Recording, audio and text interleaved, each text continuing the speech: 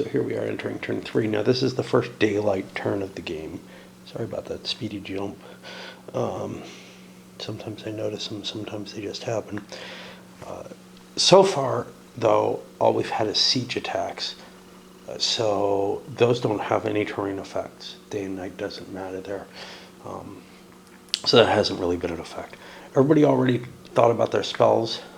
Nobody knows enough to be able to cast a spell that seems really worthwhile. Or more importantly, nobody's in a position to really assassinate, which, except Red here. Red'll take an assassination attempt there.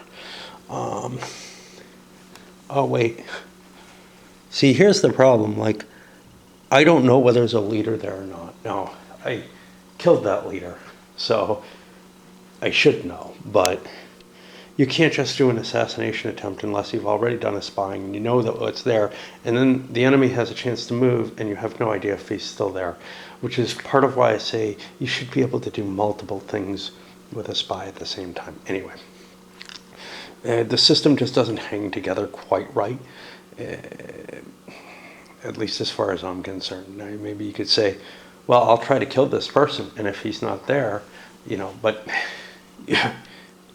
how do you know who the people are? Well, in some cases, there's singular leaders, like the Lord or whatever, but if there's just a hero or something, some of the sides have several heroes, and what do? You pick one from your memory or something? I mean, it doesn't hang together quite right. Anyway, nobody has enough knowledge to do anything, so we go and we're going to start the turn.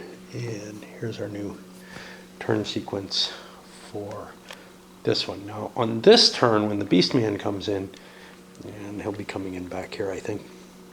He'll be, I don't remember. He's hitting whoever, I think it's the goblins, whoever gives them the most points, and he's going to really give them a world of hurt.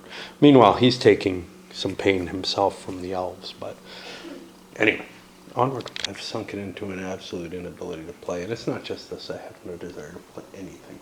I had some things I wanted to kind of give maybe pipeline at the same time or whatever. A couple of games that I received to do reviews of. I just don't want to fucking play board games right now. I don't want to do anything.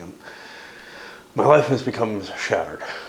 Life for me is a combination of things and habits, and my habits have been altered significantly by moving here, and my things, I don't have all of them, so everything's been rocked completely to the core. I mean, any change of this significance is about the same.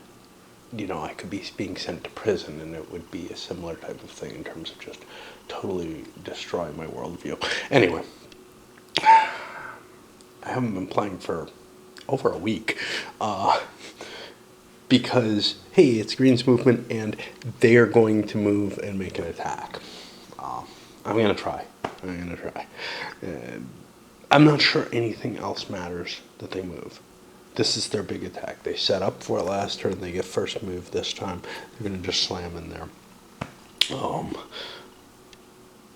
Because they're not trying to pass through, I don't think there's a chance for an ambush, but I've got to read every single rule again because I've lost all track of everything. So, in we go, I guess. All that matters to do anything else, like I said. So I moved the piece there, and now I'm stuck. If this were the strategic game without the tactical, I wouldn't be having this problem probably. I would just roll up a combat like I did before. And you can see A is probably going to be wiped out right away. But as it stands, I have to throw the tactical board up. And because I don't have the actual tactical board, I have to make one up. In addition, because I'm using this table, which I was planning on using for the tactical board to hold all kind of crap, I have to build another table, and by the time I get that done, it'll be time to go to work. So, gosh, maybe I want to do something else, something a little bit more relaxing. And maybe we'll get to this week, maybe not. We'll see. The best way for me to do something is to get so frustrated that I make a claim, and this works especially in camera for some reason, I don't know why, but I make a claim like, I'm going to go away for another week or whatever, and then I immediately want to prove the lie of that because it's unpalatable. Once I speak it, it's not acceptable anymore. Whereas I was able to go a whole week without playing, mainly because of The Witcher, but it just, because, hey, I can find other things to do. But once I make an attempt and then make this frustrated leave on camera, I have to prove that wrong somehow. I don't know. And that's where all my lies come from, basically, is I state things. Okay. So I've decided to use the stone wall map here, which is kind of suitable. I don't know what the little stone walls are going to be, but we might make something up from, or not. But we've got some woods, which is going to be light woods, and we've got some hill functionality going on here, and that kind of matches the terrain we're in. And we even have a town. That'll be the nest, although it has no value. I might, again, give that kind of a rough terrain bonus of some sort. But here's where things start getting troublesome. First of all, I'm not using the normal map, but this is about the right size of the size map that you're using. You can count, basically the normal tactile map would be 15 hexes in each direction. 1, 2, 3, 4, 5, 6, 7, 8, 9, 10, 11, 12, 13, 14, 15. You can see it almost goes there. And this is almost a square map, so 1, 2, 3, 4, 5, 7, 8. Okay, so this is a little bigger than you would normally use for this game. I'm going to use it. It's also got varied terrain. That is something that tends to happen on the tactical map. So we'll just say that this is the source of the map. Now, everybody's got to set up within 6 hexes of the center of the map. And there's going to be a division. Now, normally I think that's kind of randomly determined in terms of who gets what half of the map, basically, to set up on. But in this case, I'm going to allow it to function based on the woods. The woods are up here. I'm going to make that correspond with the corner up here that's more woods. And again, I'm just making shit up, to make the game kind of work. So that'll be that corner. So I'm going to say the goblins who came in from the north of that. I'm going to say the goblins are going to have this half, the upper half of the map there. And the humans will have the lower half down here. Now, there's a lot of flat terrain here, which is kind of nice because the humans like flat terrain. It's not as hilly as the hills in the game. But that's okay because I think even the core systems are very, very different. Like, I am just looking at how combat works, and it looks like strong units are going to be really kick-ass in this in the tactical map, where they probably weren't as potent when you're just factoring them in. Now, there are other problems here, though. For example, we have, maybe, no. Okay, we have so there's a terrain effects on movement table, which I think is what is presented here. I hope, because I don't want to be paging through here. So what do we have? Rivers are 5. Swamps are 2 for the elves. Are these elves? I don't know. I think these are beastmen. Well, beastmen don't have a normal movement allowance.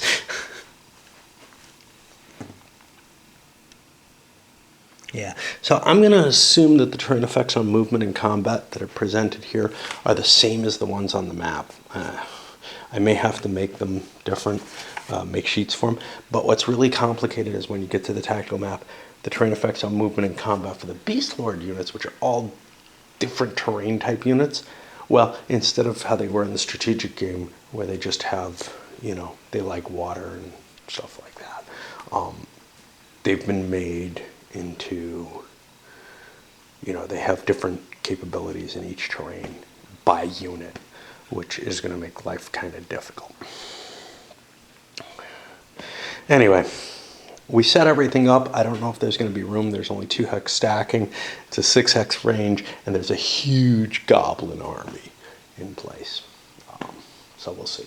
And then there's special rules for all kinds of units. Like it seems like, oh, Jesus, I don't know. There was somewhere where like gargoyles and goblins have this weird interaction, or maybe not.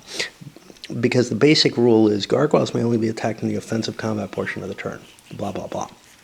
Human elf or goblin's movement phase. If the gargoyles engage a goblin unit, now is this a rule or is this an example? Because it continues on. It seems like almost an example of the situation, but you know, it's under special capabilities. I think it's actually only the example of how these things work. I gotta pour my tea, and I'll get around to setting up sometime, maybe. Yeah, let's make that a lie too, right? Okay, now this is the setup. One way where this is different. Remember, I divided the board this way. All the goblins are on that side of the board, all the humans on this side. One way that this is different is the normal strategic combat has this fight withdrawal system where you get to decide whether you're going to pick an F or a W. If both people pick F, you have a normal fight. If both people pick W, you have no fight. Otherwise, you make a roll and see what the effects are. Maybe somebody withdraws, or maybe there's a bonus on the fighting player's combat value. Okay. All sounds great. There's no indication that this is done before a tactical battle. And I can't think of a way to do it except to say, oh yeah, okay, all combats will be affected by the withdrawal penalty.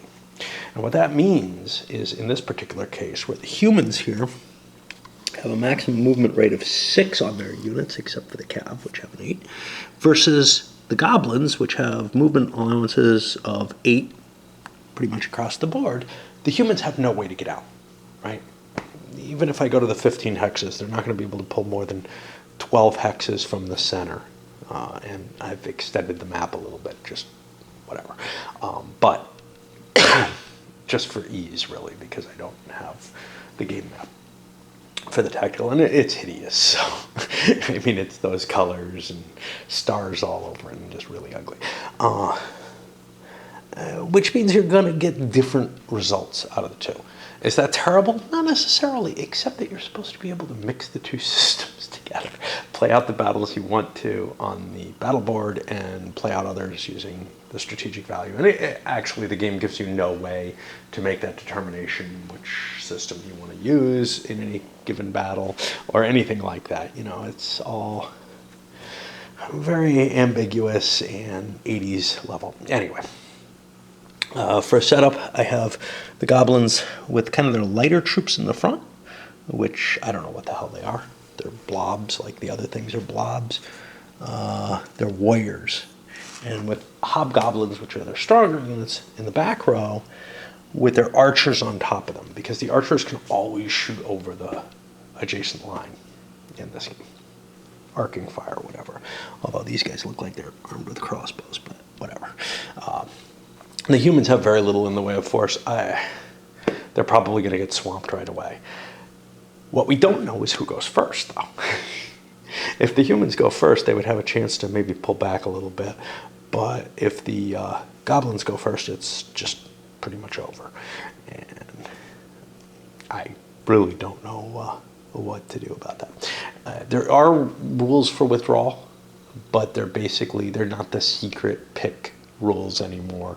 If a unit gets in contact with another unit, it's allowed to try to break off combat, and it either succeeds or fails. It's counted as an FW choice, where the withdrawing player picked W, the attacking non-withdrawing player picked F, and may get a bonus out of it.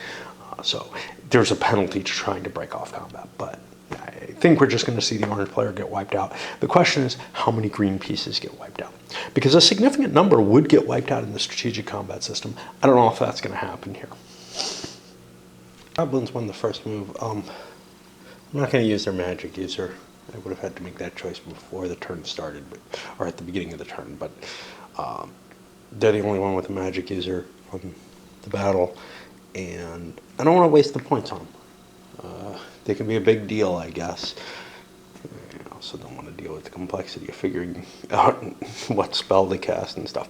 What I'm doing is I'm in range that I can move one of the skirmisher, or whatever they are, regular warriors forward, and then a hobgoblin will come up as well. So I got a little bit extra oomph. So I'm bringing one unit from each line. I'm going to make sure the archers are in the second line so that they can do an initial fire. And I don't know if archers get a defensive fire. But when it comes to the actual combat, that's simultaneous, although it's one side actually does the attack before the other. It's simultaneous in the sense that the other side gets to swing back with the dead units. There is indeed a defensive missile phase, and I believe that that is not simultaneous. It would make sense because as you're charging forward, you'd be subjected to missile fire. So that's how I'm going to do it. I can't find anything that specifies one way or another. So now I've got 3 archers. I'm not sure any of them can fire because the goblins have engaged them. I seem to remember there was a prohibition against that. Oh. No, they're not engaged yet. They have not been attacked yet. So they can only fire forward. And I'm probably going to want to combine their fire because it's very unlikely I'll kill anything with so few units. You're going to see archers become less effective in this, I think. Because in the regular system, we've seen them, you know, the amount of archers the goblins have could probably wipe out half this orange force. Well, that's, I don't think, going to happen, but we'll see. We'll see. We've got to look at the numbers. This is one of the hardest things. So, combat factor is the number of hits we have to do, which means, you know, this guy only takes 3 hits. I think I'm allowed to shoot at him. I don't think I'm allowed to force him into melee. I'll have to look at the situation where the rules are there. So what we have is our archery value is this right number. Huh? Really? Oh wow, these guys have a 0 missile factor. They're really bad archers. I don't know if there's a 0 table they can roll on, but so I've got 12 factors. No, I'm miscounting. I have 6 factors of missile fire. Yeah, there's actually a 0 table, so he could fire on that table alone. Let's take a look at what these tables look like. So the 0 table could do 4 hits, which means I could conceivably knock out a weak unit with that one. And that's probably what I'm going to use it for because he's not going to add to any of my other missile fire. But I do have to see if I can target leaders. I'm pretty sure I can't do that in individual combat. I can't find that prohibition. I swear it's in my mind, but I found other things that seem to indicate the other way, so I am not going to put it into play. All right, so for archers, I have 6 and a 0, conceivably. Now, over on the 6, and we're going to be using this top numbers instead of the bottom numbers. So actually the results are quite powerful. The 6, I could do a lot of points. So I think I want to break this up into a 4, a 2, and a 0. Just to do as much damage as possible. Now, of course, we have to swing around. Well, what's the most important thing I can kill? The standard here, or whatever the hell this is, isn't going to mean much. I think I'm going to try to knock out this hero. Where's the other hero? I only have one hero here? I thought I had two. Okay. I'm going to try to knock out that hero because he's got a sword, which gives an extra bonus. So I'm going to throw the 4 against him. He's weaker than like the hobgoblins or whatever. Oh, wait. Well, look. See what I care about, right? Military counters. I actually really don't like killing their military counters. And I don't know what the hell this thing is. He's just a hero, I think.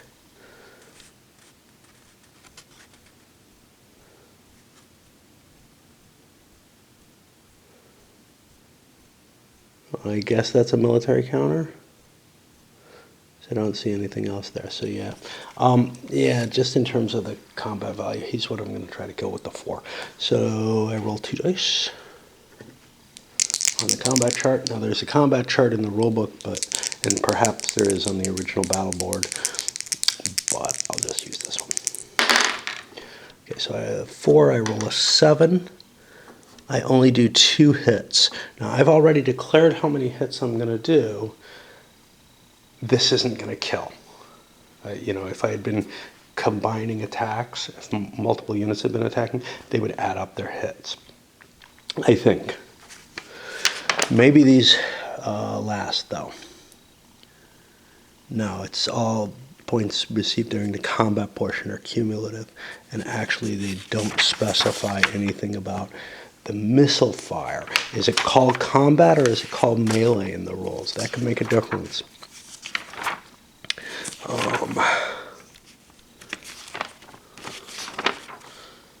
Let's see, what do we have here?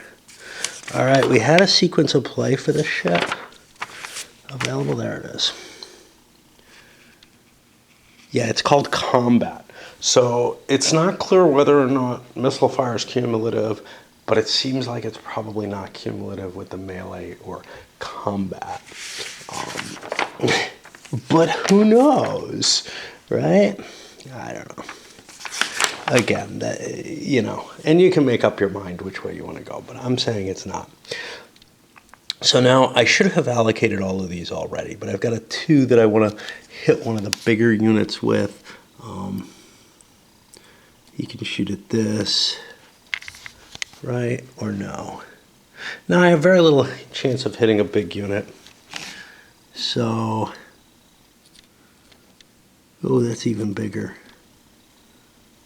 We'll hit that warrior under there with the 2.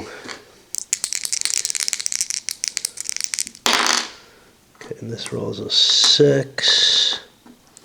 Okay, so that did no damage. And now we have a 0, and we'll see we'll figure out what we were aiming at. It's too hard picking through the pieces. And I think we're about done in this game.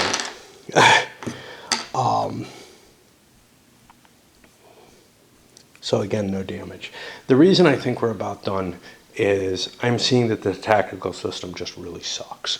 It may be okay with a couple of pieces or something, but I'm having to pick through and pay attention to these tiny little numbers here, and I'm really not enjoying that. And at this point, yes, I'm not enjoying the game as a whole, but that's more my mental state. But here I'm beginning to see there's nothing I want to do with this game. It just, as a game, I'm really kind of beginning to see that the components and the rules presentation are just getting so much in the way. It's not, even if I was in a better mental state, it's not a lot of fun. If the rules presentation was better, the strategic game might be okay.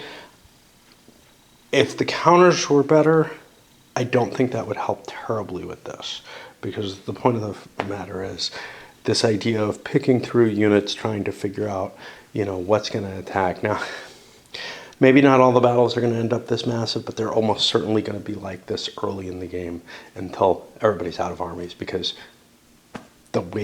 one of the ways to win the game is to have a big steamroller force, at least one of the more reasonable ways. Anyway, we'll keep going for a while, but we're not going to finish this thing, the whole game. Missile capability is even weaker in a lot of cases. Some of these back rank goblins were not able to fire. I did manage to kill one unit though. It wouldn't have been very potent even in the strategic game because they just have a lot of guys who have a 0 combat rating there. This isn't like the elves, but the humans would have been able to rank up, what, like a 6 or something. Yeah, these guys, okay. So I have to be careful because if they're being charged directly, they have like a +2, and they were not. They're being hit from behind. We have morale checks now. Everybody within 2 hexes of where this unit died has to make a morale check. The morale number is, I believe, the middle number. Not caring enough to move it back. I think this affects morale, but I'm not sure. So we've got a 6 on the morale there. I'm going to have to look up to see if icons and standards affect morale, which I don't know where the hell that would be. Like, there's places under icons and standards it might be, there's places under the basic combat rules. I really don't know, and I think leaders do too. So yes, they do. Leaders, however, have a fixed value, and the terms leader and hero are not well distinguished, I don't think. I'm not sure. Like, hero is a specific type of leader, so that not everybody has. I'm not sure if they mean that heroes should be treated separately from regular leaders. If we look here, yeah, heroes should be treated differently from regular leaders. Okay. All right, so we'll check the morale for this bottom guy. He's got a 6 morale, and there's 3 added to the die roll. 2 dice are rolled. I have to roll a 6 or under to break. So he doesn't, and the guy above him makes the same check. He doesn't as well. Now this guy here has a standard thing, so he also has +3. These are 6 or under. Crap, can't do this.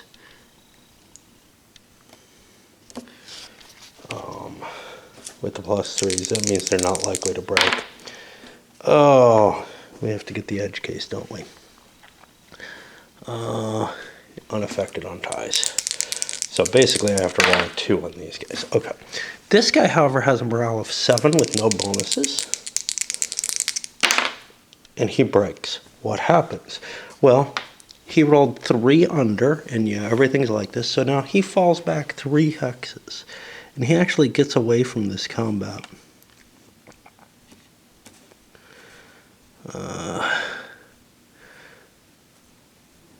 don't think there's any. Okay, these guys are also 7s. One is at -1. He'll fall back 1 hex. I have to look at the rules for him. And the other one holds. Falling back a hex is this defined. He moves directly away. He faces the enemy. Yeah, okay. So I guess we get like a bonus facing change there. The unfortunate thing of this is we're actually retreating into an enemy zone, so we're still going to get attacked. There don't seem to be any restrictions on retreating. And now the final one is this guy. He's got a 5 morale. It's my knights. And he too fails. And I don't know what's happening, but he has to maintain the stat facing, I think. I think everything's got to have the same facing, I hope. That would be hellish if not, but again, you know, they go through all this picayune stuff, putting each sentence in its own rule, and the sentences are not, you know, individual concepts always. Sometimes they require the rule before them to make any sense at all, and then they don't bother covering, you know, this. So they bloat out the rules a great deal and fail to actually nail everything down. I think maybe I am just missing things. That's quite possible. That happens in games that are better presented than this, but my feeling is these are just really terrible. And this is the second revised edition, not the one that everybody says is unplayable. So there's worse. Okay, that was the missile fire. Next, we're going to be going to combat. And I'm going to have to go to work, but basically, I have to figure out how to allocate my troops. And they're all going to make rolls, just like with the archery, individual rolls to shoot a unit, basically. And it's a really painful design. Reminds me kind of Warhammer type stuff where, you have to roll for each unit. And just, at least there aren't any armor saves, right? For the procedure I'm using for the regular combat, I'm going to have these two stacks hitting this knight. Now, you have to be careful and make sure that there's no crap. Terrain modifications here, which for that we have to check the humans. Maybe it's easier to try to find it in the rules. Okay, they have a bonus of +1, the humans, in the clear. Now, that means he's got, I guess, no, he will have a +1 on attack, but he actually perhaps has his charge bonus there. We'll look up the rules on that. But here we've got 3 3s and a 7 that are attacking. And each of these, again, has to be rolled up individually. And I hope there's no modifiers. Who the hell knows? So we're looking at goblins in the clear, nothing bonused. Am I up a slope? Actually, yeah, I'm fine, I think. It's hard to tell. But anyway, so 3 3s could be over here, which means I need a 7 to hit. Okay, so I got 1.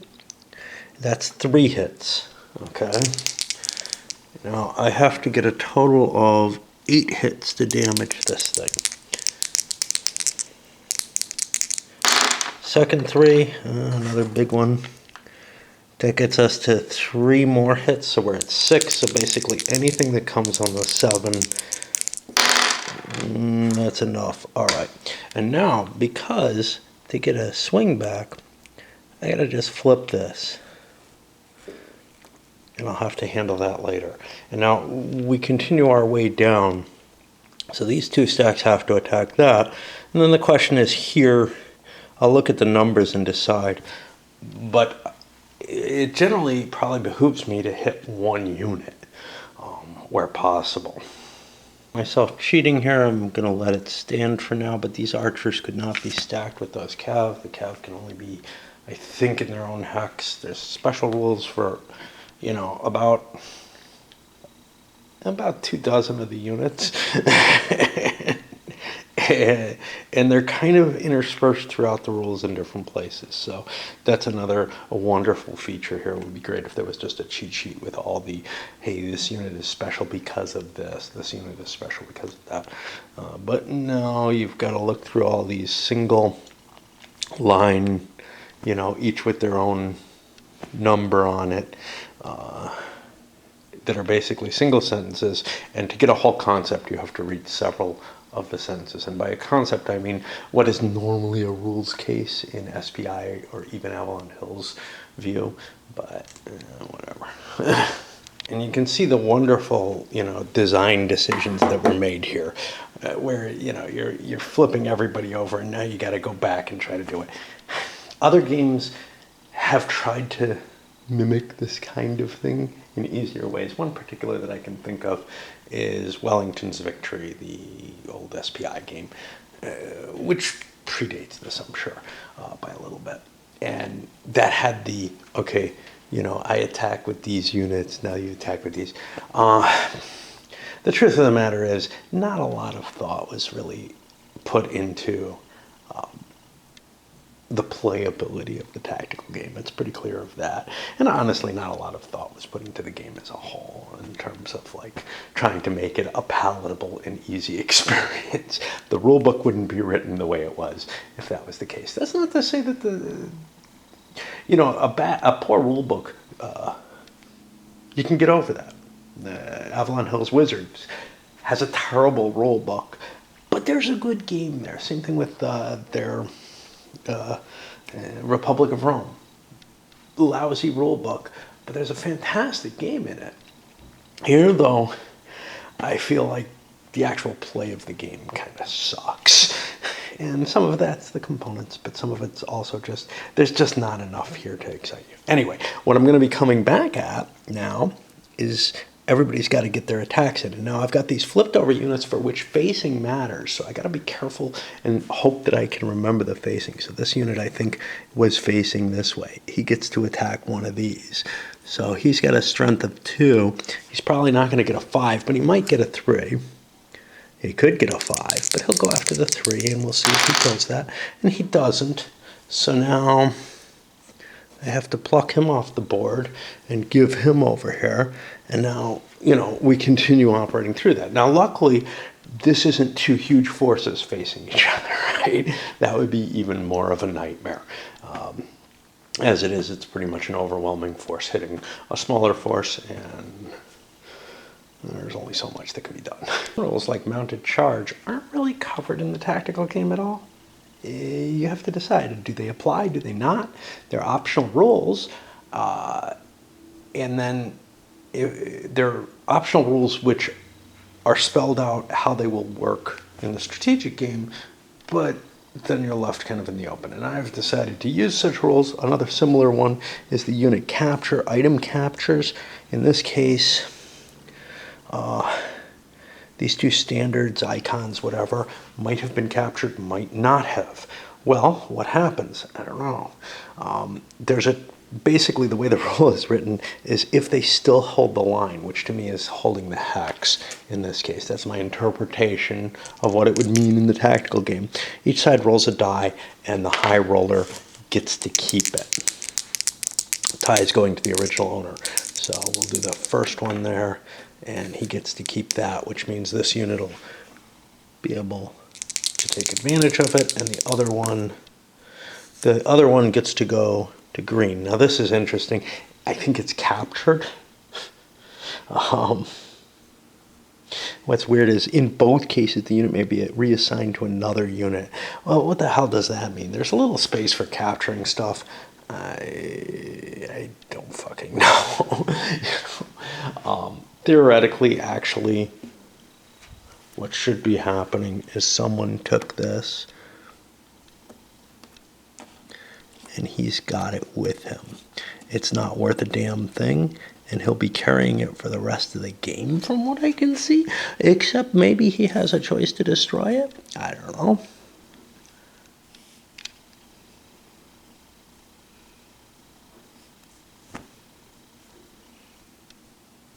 Yeah, I don't know. But I think he does capture it and has to carry it around. I'm going to say it goes home to the pile if it survives the battle, because I don't want people carrying around other people's stuff for the rest of the damn game. That's really a shitty thing. Okay, so that's halfway through the combat sequence, and now the human player gets to get his movement unless I miss something, and I rolled some, the goblins lost nothing. Humans didn't want to wipe out minor goblins. They took a shot at something big. So now we look through the rules to try to find the tactical sequence again. And yeah, we're now on the second player phase. Now the problem is, to get out of these, I have to make a withdrawal check. And even if I do, all I do is run away a little bit, and then these suckers come in. So I might as well just fight and see if I can kill something, basically. All right, then. All right, that's enough time spent on this game for a while. Yeah. Put this here to help remind me.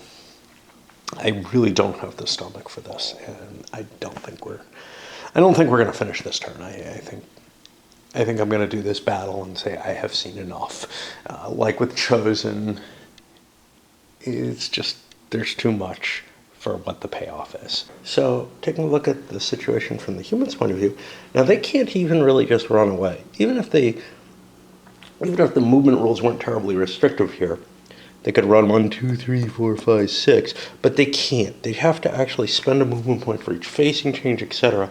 So they're pretty much stuck at least losing these units with no opportunity to withdraw. This guy, though, maybe I can run him away, and it's probably worthwhile, even though he's not worth shit,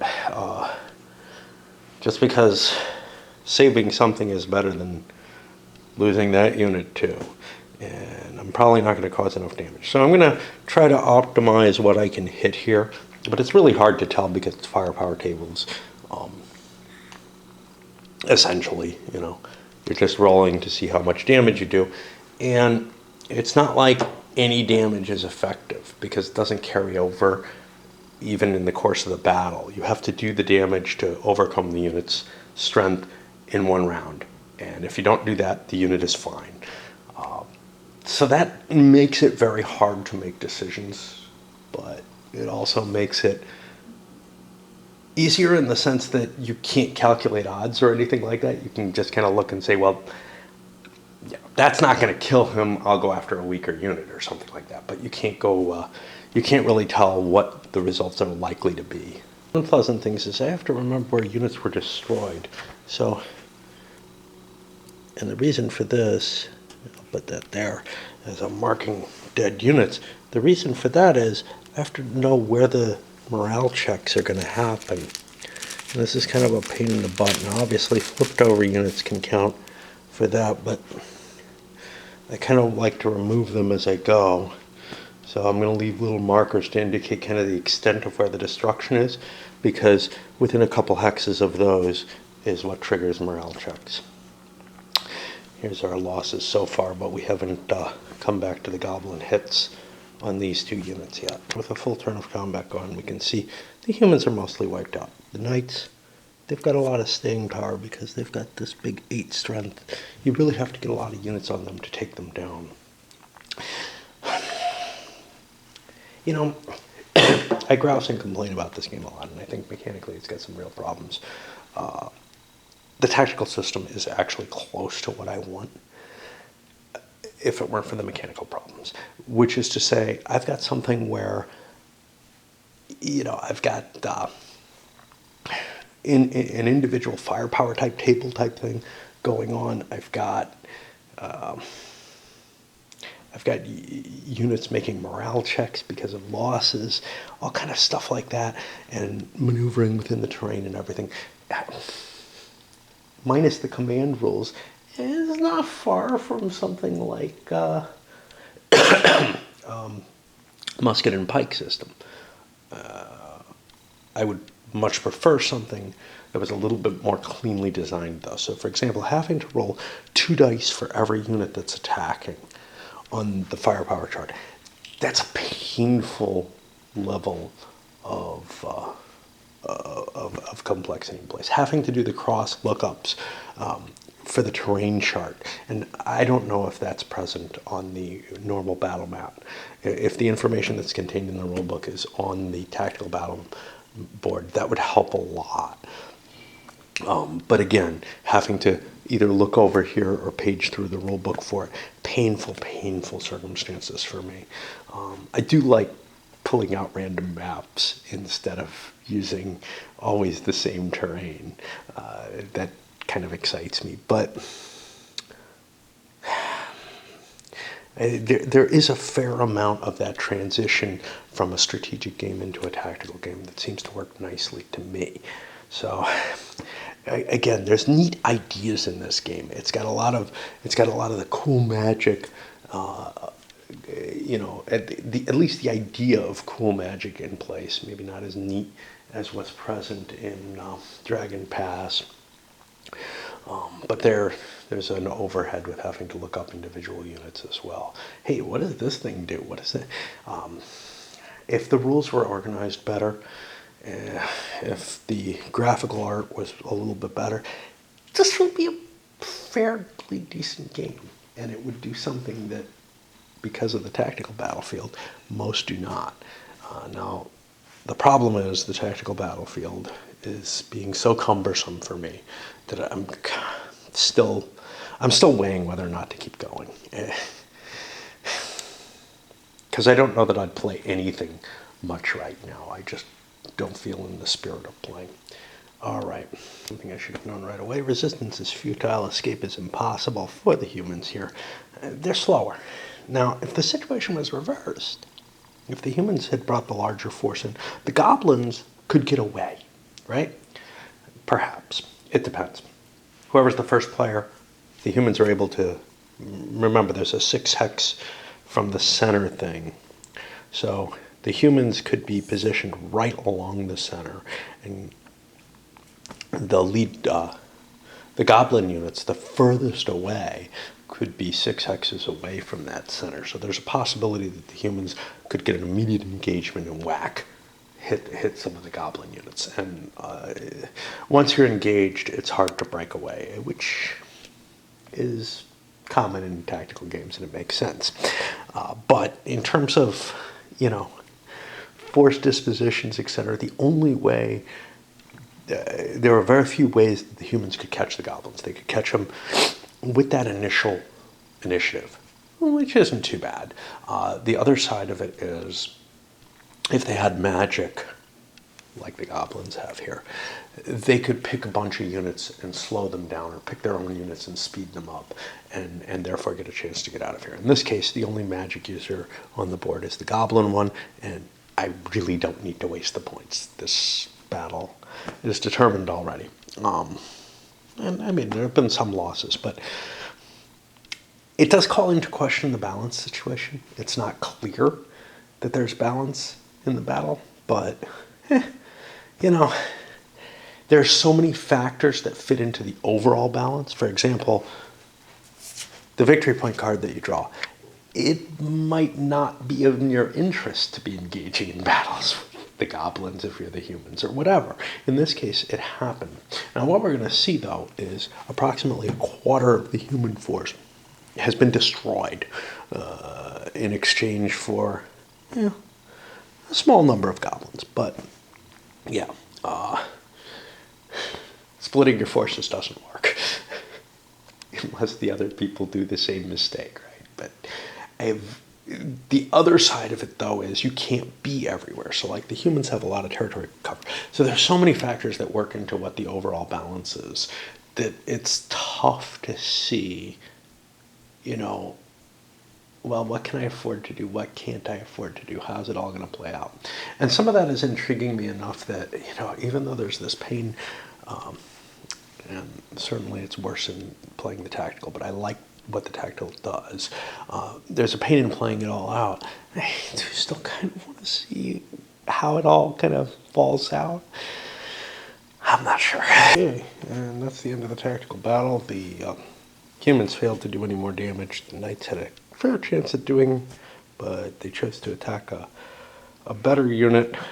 Had they attacked a 3-point unit, which was available for them to hit, they would have finished it off, but instead they went for a 5, because they're rolling on like the 8 table at +2.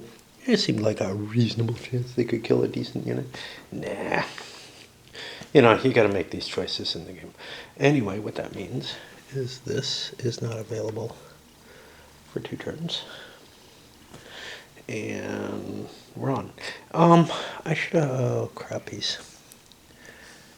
I had a penalty on all die rolls with the goblins because it's daytime. They get a bonus at night. I forgot about that. A lot of stuff to keep in mind in this one. Anyway, we'll see whether I need to... The chances are I'm not going to be able to finish this turn in one video. Anyway, I'll pull these guys over, and we'll keep going for a little bit longer, see what's happening. Muddle our way through life this way. My understanding may be flawed, but I don't see a point to this captured box here. And the reason is, things that are captured, including people, have to be hauled around physically on the board. I was thinking about putting those things in here. I don't think that makes sense. I think instead I do have to haul them around because they can be recaptured. That's the whole point of these valuable commodities. And given that they have to be on the board, and there are some rules for, like, freeing prisoners and stuff like that, it doesn't make sense that there'd be a box there. Now, maybe you could play it to put them there, but I don't understand. Or maybe in a final scoring, you could grab cities that you control on the board and move them over there to indicate, yeah, I still own this, I should get points for it. I'm not sure why you would want to... See, this is one thing that I really don't get, why you would want to keep a settlement that's not yours. As far as I know, you get the points for destroying the settlement or for holding it. But there doesn't seem to be too much good reason to hold a settlement and have to pay for the garrison. The only thing that comes for that is you might not want to start doing destructions on it until you've done all your pillage rolls to get whatever happens to be sitting there. And you won't know what's sitting there until you get a pillage that fails, or that succeeds but doesn't draw anything, or if you have a spy there. If you have a spy there, you get to see everything that's there. Well, all the loot that's there. So anyway, we'll move on to the second player, who's the elves. And it looks to me like they're still chasing after the Beastmaster here. And I think we're going to load this one up. Just because... I don't know if there's going to be another battle of any significance. So we'll hold off. And the elven player continues to wipe out Beastlord troops. He's not really being pressed by anyone, so that's really cool. He found an uninhabited hamlet here. The civilians had been evacuated, been trying to run away from the elves. Was unable to destroy that one, but was able to wipe out the troops that were here. And you can see got more troops at the cost of one elven archer. And caused a couple of hits to the hamlet. I need, I think, one more, and I wipe it out. But I didn't get that crappy die roll on the final destruction table. The other force was a smaller force, but this was over 100, so we've got a pretty good chance of wiping things out. But no. Many days later, I come back and play another player turn. I'm just not into gaming right now. I mean, I'm doing The Witcher, and there's no conversation of any interest, on my site. There's just nothing to keep my interests going. Not that I'm sure what would anymore. I just don't give a shit. Anyway, for the Beastlord, assassination attempt over here failed, but not badly. I shifted folks over from one hamlet to the other, getting away from the elves further and further, because obviously they're attacking us. And then my main force comes in. Now, my main force comes in, and as it moves into here, it discovers, hey, this isn't real. So this gets placed, and I've been doing it wrong. It's not 3 turns, it's 5 turns in advance. 1, 2, 3, 4, 5. Now you can see, there aren't a lot of turns in this game, so you may not get those, but you have a whole bunch of them to begin with. So you can lose quite a few, which the elves obviously have already done. Okay, well, if this is undefended, I may not need my entire force back there. Shrines are worth like 30 points each to the Beastlord. So after moving into here for, it turns out it's only 1 point to move into the hills for the Beastlord. He's got like really, really cheap movement for everything. But on the tactical map, it's by unit. It's just his army is very fast. So now I have to decide, hey, do I want to send a force to this fortified site, which looks scary? Here's the thing. I have to be able to figure out what these are. So like this, it wasn't at all clear to me that this was a shrine. But if I turn it this way, it does become more apparent. It's just the here's another one. But this, what is this? That is not a standard. It can't be. That's not the royal harem, nor a breeder, but it's something with a blop. That is a nest. Okay. Nest is the big site. So I have to make a decision of whether I want to send my main force after the nest, which actually is probably pretty potent, and what I'd leave behind.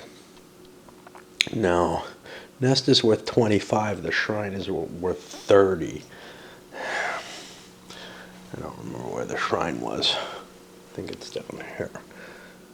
Yeah, so if I'm not facing an enemy army, the shrine is actually pretty easy to whack. On the other hand, I don't want to leave a light force behind, but when hitting the shrine, it only takes, I guess, 2 hits. It's kind of weird. The destruction table tells you, well, if I can find this, tells you what you need to destroy, right? Somewhere.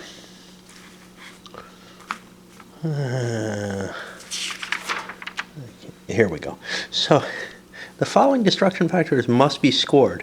So, Dark Castle, 10 to 9 destruction factor. What the fuck?